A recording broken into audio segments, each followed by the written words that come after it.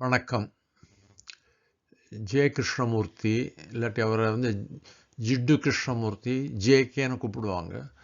அவர் கடந்த நூற்றாண்டில் வாழ்ந்த ஒரு தத்துவ ஞானி. அவர் 1986ஆம் ஆண்டு தனது 90வது வயதில் காலமானார். அவர் பொதுவாக மனிதனுக்குள்ள பிரச்சனைகள், சமுதாயம், மதம், அரசியல் என்றால் அரசியலை பற்றி பேச மாட்டார். நாம் அரசியலில் ஏன் பங்கு கொள்கிறோம் போன்ற மனிதர்களுக்குள்ள முரண்பாடு, சண்டை, யுத்தம், இதை பற்றி தத்துவார்த்தமாக பேசுபவர். அவர் நிறைய சொற்பொழிவுகள் அளித்துள்ளார் உலகம் முழுவதும்.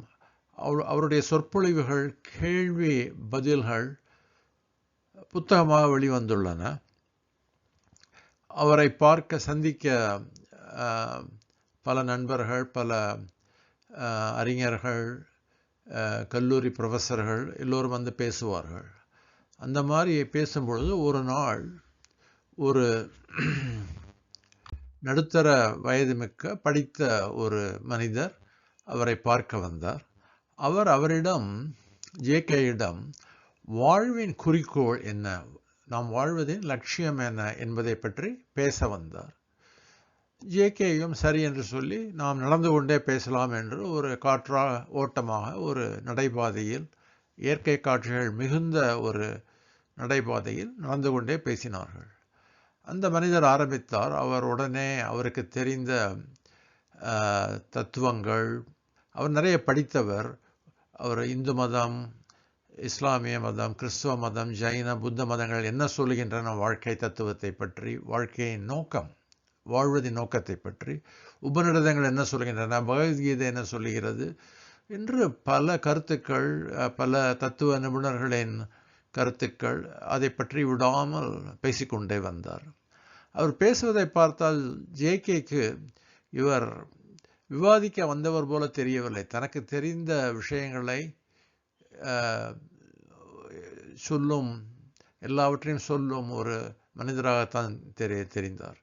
கடைசியில் அந்த மனிதர் தனக்கு தெரிந்த எல்லா விடயங்களையும் சொல்லிவிட்டு அமைதியானார். அப்பொழுது அங்கு ஒரு அமைதி நிலவியது. பிறகு அவர் ஜே கிருஷ்ணமூர்த்தியிடம், நீங்கள் என்ன நினைக்கிறீர்கள், உங்கள் கருத்து என்ன, மனிதன் வாழ்க்கையில் வாழ்வதின் நோக்கம் என்ன, லட்சியம் என்ன என்று கேட்டார். அப்பொழுது ஜே கிருஷ்ணமூர்த்தி அவர்கள் போகின்ற பாதையில் ஒரு பெரிய கல் ஒன்றை பார்த்தார். அந்த கல் எப்படியோ யாரோ போட்டிருக்கிறார்களோ எப்படியோ அங்கே சேர்ந்தது. அது மற்றவர்களுக்கு இடையூறு செய்யாமல் இருக்குமாறு அவர் அந்த கல்லை பார்த்து கொண்டே, இப்பொழுது என் வாழ்வின் நோக்கம் இந்த கல்லை அப்புறப்படுத்தி ஒரு ஓரமாக போட வேண்டும், மற்றவர்கள் தடுக்கி விழாமல் நான் பார்த்து கொள்ள வேண்டும், அதுதான் என் வாழ்க்கை நோக்கம் என்று கூறி அவர் குனிந்து அந்த கல்லை எடுத்து அப்புறப்படுத்தி பிறகு அந்த மனிதரிடம் பேசத் தொடங்கினார். நாம் வாழ்க்கையின் நோக்கம், வாழ்க்கையின் லட்சியத்தை பற்றி பேசிக்கொண்டிருக்கும் பொழுது நிகழ்காலத்தை பற்றி கவலைப்படாமல் இருக்கிறோம். நாம் நிகழ்காலத்தில் வாழ வேண்டும். மனிதர்கள் பொதுவாக நிகழ்காலத்தில் வாழ்வதில்லை. நாம் எப்பொழுதும் நம்முடைய கடந்த காலத்தை பற்றி சிந்தித்து கொண்டிருப்போம், அல்லது எதிர்காலத்தை பற்றி கற்பனை செய்து கொண்டிருப்போம். நம் நிகழ்காலத்தில் வாழ்வது என்பது சில நொடிகளே விட்டு வருகிறது. ஒரு ஆபத்தோ ஒரு முக்கியமான நிகழ்ச்சியோ நடந்தால்தான் நாம் நிகழ்காலத்துக்கு வருகிறோம்.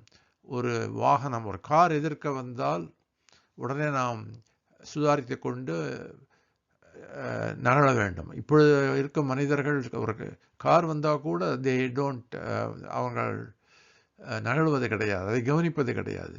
ஒரு பாம்போ ஒரு மிருகமோ வந்தால் நாம் பயந்து கொண்டு அடுத்து என்ன செய்ய வேண்டும் என்று நினைக்கிறோம். அப்பொழுது நமக்கு கற்பனையோ ஒரு கடந்த கால நினைவுகளோ கிடையாது. நம் உயிரை காப்பாற்றிக் கொள்ள வேண்டும் என்ற ஒரே எண்ணத்தில் அந்த நிகழ்காலத்தில் வாழ்கிறோம். ஸோ ஜே கிருஷ்ணமூர்த்தி சொல்வது, நாம் நிகழ்காலத்தில் வாழாமல் கடந்த காலத்திலேயோ எதிர்காலத்திலேயோ இருந்தால் வாழ்க்கையின் லட்சியத்தை பற்றி புரிந்து கொள்ள முடியாது என்பதுதான் அவருடைய கருத்து. இந்த விஷயத்தில் அவர் வாட் இஸ் என்று அதிகம் நிறைய தத்துவங்கள் பேசியிருக்கிறார். அது தமிழில் சொல்லுகிறேன். அதை உண்மை அல்லது உள்ளது ஆர் உண்மை நிலை என்று கொள்ளலாம். எது உண்மையோ எது உள்ளதோ அதை பார்த்து கொண்டிருக்க வேண்டும். அதிலிருந்து தப்பித்து போகக்கூடாது, எஸ்கேபிசம் கூடாது. அதை எவ்வளவு அளவாக புரிந்து கொள்கிறோமோ அப்பொழுதுதான் நாம் இந்த வாழ்க்கையை நோக்கம் நமக்கு புரியும். மதிப்பீடு செய்யாமல் உற்று நோக்கும் திறன் என்றால், ஒரு நிகழ்ச்சியோ ஒரு பொருளையோ பார்க்கும் பொழுது ஜட்ஜ்மெண்ட், நாம் அதை பற்றி கருத்துகள் தெரிவிக்கக்கூடாது.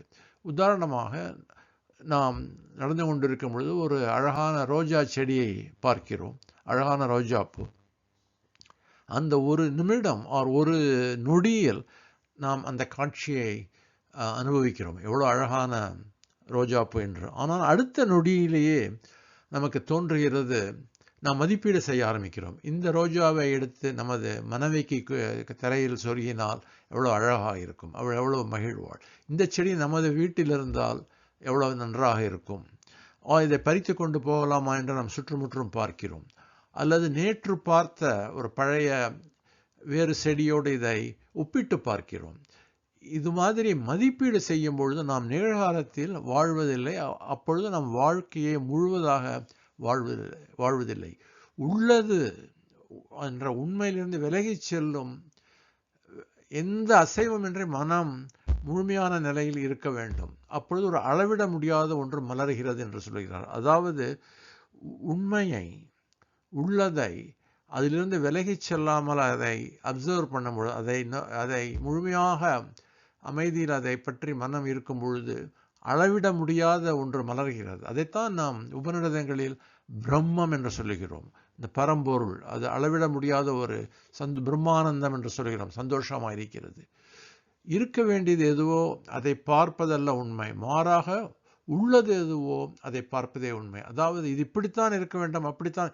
இந்த ரோஜாப்பூ ஒரு வாடி இருக்கிறது அந்த செடியில், அப்பொழுது இந்த வாடி இருக்கக்கூடாது, இதுக்கு தண்ணி விட்டு இருக்க வேண்டும், இதுக்கு நன்றாக பராமரித்திருக்க வேண்டும் என்று நினைப்பது ஒரு கற்பனை. அது அங்கு இல்லை. அங்கு இருப்பது ஒரு வாடிய ஒரு ரோஜாப்பூ. அப்பொழுது உள்ளதை அது எப்படி இருக்க வேண்டும் என்று நினைக்காமல் அப்படியே பார்ப்பது தான் உண்மை. கிருஷ்ணமூர்த்தியை பொறுத்தவரை உள்ளது, அந்த உண்மைக்கும் நாம் எப்படி இருக்க வேண்டும் என்று நினைப்பதற்கு உண்டான முரண்பாடு தான் நமக்கு நம்முடைய கவலைகளுக்கு காரணம். தேர்வு செய்யாத விழிப்புணர்வு என்றால் எதையும் மதிப்பீடு இல்லாத சாய்ஸ்லெஸ் அவேர்னஸ், எதையும் ஜட்ஜ் பண்ணாத ஒரு விழிப்புணர்வு இருக்கும் பொழுது நாம் உண்மையை நேரடியாக உணரும் ஒரு சுதந்திரம் மனத்திற்கு கிடைக்கிறது. அதைத்தான் லிபரேஷன் என்று சொல்கிறார்கள் புத்த மதத்தில். லிபரேஷன் என்றால் அந்த சுதந்திரம், ஒரு பொருளை எந்த விதமான ஒரு தேர்வு செய்யாமல், மதிப்பீடு செய்யாமல், சாய்ஸ்லெஸ் அவேர்னஸ் இருப்பதுதான் அந்த சுதந்திரம் என்று ஜெய கிருஷ்ணமூர்த்தி சொல்கிறார். இப்பொழுது நமக்கு ஒரு கேள்வி பிறக்கும். நான் சிறு வயதில் ஞாயிற்றுக்கிழமைகள் பள்ளிக்கூடம் கிடையாது. அப்போ அப்பாடா என்று பின்னால் புழக்கடையில் உள்ள பவழமல்லின் மரத்தின் கீழே உட்கார்ந்து கொண்டு அந்த இளம் வெயிலில் சுகமாக மேலே பார்த்து கொண்டு உட்கார்ந்திருப்பேன். அப்பொழுது என்னுடைய அம்மா பிரம்மம் மாதிரி உட்கார்ந்துருக்காது, போய் குளிச்சுட்டு ஆற வேலையை பாரு அப்படின்னு சொல்லுவாங்க. அவங்க பிரம்மம் மாதிரி உட்காந்துருப்பாங்க. நான் பிரம்மம் மாதிரி உட்கார்றேன், எதையோ நினச்சிட்டு உட்காந்துட்டு இருக்கேன். அந்த பிரம்மம் மாதிரி என்பது அது எதையும் நினைக்காமல் அந்த உண்மையை உணர்வது தான். இப்பொழுது கேள்வி என்னவென்றால், நாம் வாழ்க்கை முழுவதும் 24 மணி நேரமும் அந்த பிரம்ம நிலையிலே இருக்க வேண்டுமா? பழையதை பற்றி நினைக்க வேண்டாமா? நேற்று நடந்ததோ பழைய நினைவுகளை மறந்துவிட முடியுமா? அம்னீஷியா, டிமென்ஷியாவில் போகணுமா? இல்லை, நாளை நடக்க வேண்டியதை பற்றி கற்பனை செய்ய வேண்டாமா? ஒரு டாக்டர்கிட்ட போகணும், ஒரு படிக்கணும், ஒரு கடிதம் எழுத வேண்டும், பேங்க்குக்கு போகணும், இந்த மாதிரி ஒரு கற்பனை செய்து பார்க்க வேண்டாமா என்றால், இந்த பழைய நினைவுகளை நினைத்து பார்ப்பதற்கும் புதிய எதிர்காலத்தை கற்பனை செய்வதற்கும் ஒரு தருணம் உள்ளது. அது எந்த தருணம் என்பதை அடுத்த காணொளியில் நாம் பார்ப்போம். அதுவரை வணக்கம். நன்றி.